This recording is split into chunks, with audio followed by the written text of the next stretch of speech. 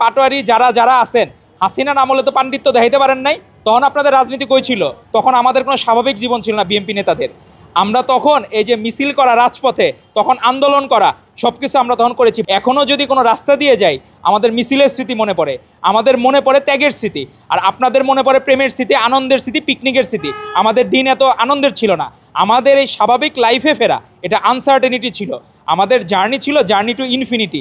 আমরা কোনো দিন স্বাভাবিক লাইফে ফিরবো কিনা এর কোনো গ্যারান্টি ছিল না। আর আপনাদেরকে দেখলে মনে হয় আপনারা অ্যান্টি সোশ্যাল ডিসঅর্ডারের পেশেন্ট।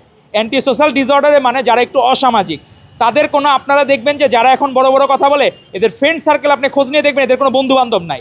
আর যাদের কোনো বন্ধুবান্ধব নাই, এখানে অ্যান্টি সোশ্যাল যে সিমটমের মধ্যে আপনার এই ডিসঅর্ডারের সিমটমে প্রথমটাই আছে যে সারা ignoring right and wrong.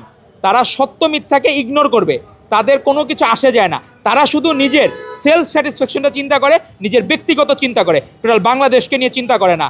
BBC বাংলায় প্রায় 2 দশক পরে সাক্ষাৎকার দিলেন আমাদের ভারপ্রাপ্ত চেয়ারম্যান জনাব তারেক রহমান। ওনাকে জিজ্ঞেস করা হয়েছিল যে পররাষ্ট্রনীতি কী হবে।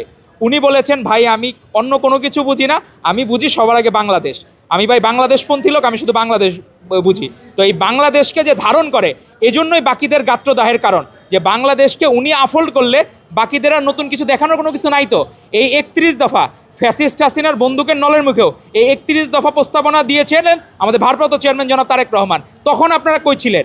আপনাদের দেখান একটা ডকুমেন্টস যে আপনারা ওই জায়গায় কোথায় ছিলেন, কোন জায়গায় ছিলেন। তো আমরা বলবো রাজনৈতিক পারস্পরিক শিষ্টাচার আপনারা ঠিক রাখবেন, এবং শিষ্টাচার ঠিক রেখে রাজনীতি করলে বাংলাদেশের মানুষ 24-এর গণ অভ্যুত্থানেও আপনাদের কথা যেরকম শুনেছে, ভবিষ্যতেও শুনবে। কিন্তু আপনারা যদি এলোমেলো বলেন আর সম্মানিত ব্যক্তিকে অসম্মানিত চেষ্টা করেন, তাহলে বাংলাদেশের মানুষ আপনাদের এই আগামী ফেব্রুয়ারি নির্বাচনে আপনাদের জামানত বাজেয়াপ্ত হওয়ার মতো অবস্থা হবে। আল্লাহ তাআলা আপনাদেরকে হেদায়েত করুন, এবং সম্মানিত ব্যক্তি তারেক রহমানকে আশা করি উনি যেটার যোগ্য সেই সম্মানটুকু আপনারা দিবেন, এটা আশা করি।